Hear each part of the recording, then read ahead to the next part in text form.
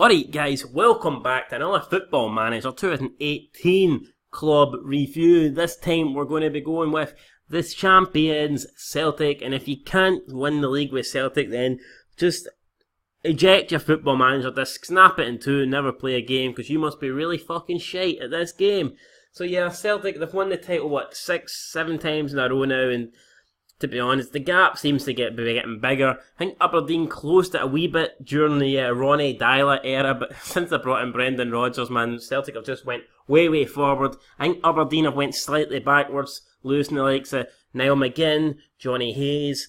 Rangers just, I don't know, they seem to be fucking just Warburton, McCoy, Pedro, Marty, nobody seems to get it right.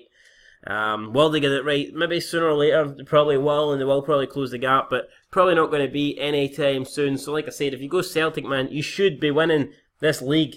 I think your main objective probably should be just to try, make sure you get in the Champions League and try and progress to the last 16. That's probably about the most you can do with Celtic. So let's go and check out the squad and see what they have here. So you look at the squad, apparently their key players are Miko Lustig and Scott Brown, both 4 stars. Then you have Moussa Dembele at 3.5, you have Kieran Tierney at 3.5. Both of them though have 5-star potential, which is fantastic. So you want to keep hold of them as long as possible. It probably will be hard though. I remember when I did a playthrough with Celtic last year, like the offers kept coming in for Dembele and Tierney, and they weren't good offers. I kept getting offered about 4 or 5 million. And I was like, no way I'm accepting that. It's different if you were getting offered, 20, 30, 40. You maybe be considering it a bit, but with those kind of offers, definitely not. But like I say, Dembele and Tierney going to be world-class players, probably in this game at least. So if you can hold on to them and keep them, then you're doing something right, and that is one step closer to achieving greatness or whatever. You got Stuart Armstrong, 3.5 stars, Lee Griffiths, 3.5 stars, Patrick Roberts, 3.5, but with 5-star potential. Patrick Roberts, brilliant player. He's valued at 15.5 million. If you can snap him up from City somehow and bring him into your team, that would be great. But that kind of value on the guy, I don't really see it happening. Who knows? His contract though does run out in a year, so you might be able to get him for a lot cheaper than what he's valued at. But I mean, if you can try and get him, because he's a solid player in this game. Look at those stats. He's got dribbling 17, finishing 13, first touch 13, crossing at 11, long shots 13, passing 14, technique 15, flair 16 off the ball 15, vision 14, agility 18, pace 15, acceleration 15, stamina 15, natural fitness 15. Guy is just a cracking player, so if you can get him off City, that'd be brilliant. You've got Siminovic, 3.5 star, you've got Scott Sinclair. I thought you'd have been rated more than that, actually. Scott Sinclair, I'm very shocked here to see Scott Sinclair only 3.5 star. I guess that's the coach's opinion, so maybe not. That might not be a reflection. I mean, there's no way he's that low down in terms of Celtic's best players, man. They've got him about 9th best here. He's arguably the best player they have, so that's definitely wrong. You've got Oliver Natcham that they just signed this season, 3 stars, but has 5-star potential. Another player that you definitely want to keep there for as long as possible, and I'm pretty sure he will turn into a quality player. His stats are great at the moment. He's only 20 years old, so just imagine what he may become in the future. You know what I mean? Just need to keep him there. And you've got likes of Forrest, Savienko, Boyata. Like I said, there's no way you can't win the league with this team. Probably the weakest area of Celtic's team is Craig Gordon, the goalkeeper. He's getting up there with age. He's not as good as he once was.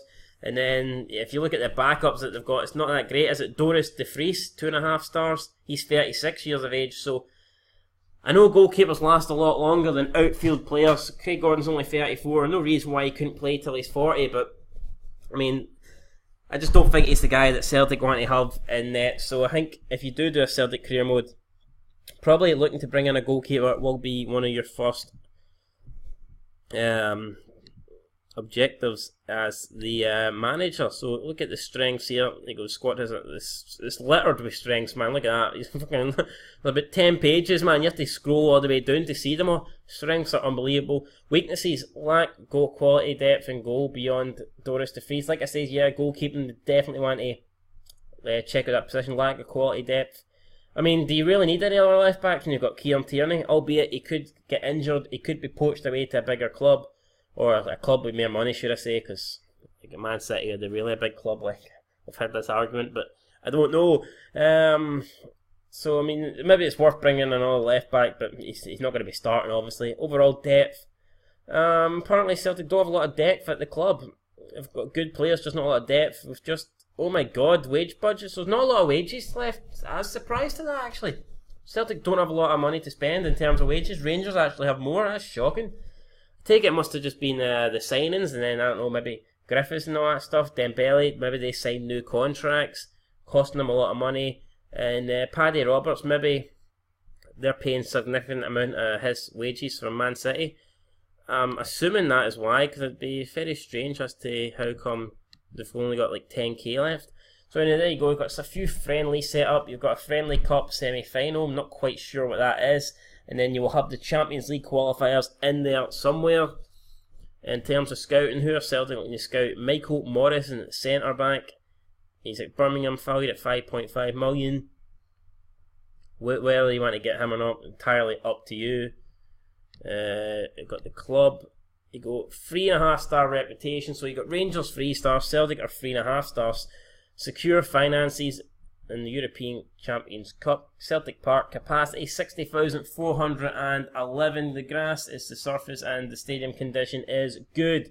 Captain Scott Brown, vice captain Mikael Lustig. In general, media prediction first. Like I say, is who would have thought it? Everybody would have thought it. And if you can't achieve it, then you know what I mean. You need to get out. You'll be at that door quicker than fucking Sam Allardyce was at England, man. You'll be. Your chips won't even be cold, you know what I mean? They'll be launching you at the front door. Fierce rivals are Rangers, other rivals are none. So Celtic apparently don't have any other rivals, not even like Aberdeen or Hearts or nothing like that, or Hibs. Nobody. Strange, very strange. Average ticket price 27 quid. Average season ticket price 500 quid. Season ticket holders 52,000. So not bad there at all. You've got the board. Transfer budget 5.2 million, wage budget 447. So Celtic have got almost double the amount of wage budget Rangers do, which is shocking. But they don't have much available, so that's the only thing. So overall balance 22 million. Like I said, a shitload of money there for Celtic, so they can't really go wrong, man. If you take over Celtic, you've got so much money, players, better players, more money, like double the wage budget of Rangers. It's impossible, like, for you not to win the league if you go Celtic. So if you do go them, try not to fuck up. But I think a Celtic career mode would be fun. I know it might be easy in the Scottish Premier League, but you can just try and see how far you can go in Europe. And if you can keep the likes of Moussa Dembele and Kieran Tierney and see how good those players can turn it to, there's no reason why you can't try and get into the last 16 of Europe and maybe even further.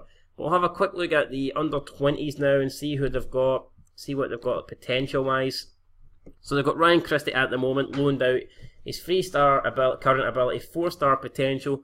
Ryan Christie, solid player. I think he's really good, actually. Just, I don't think he's ever really going to achieve nothing at Celtic.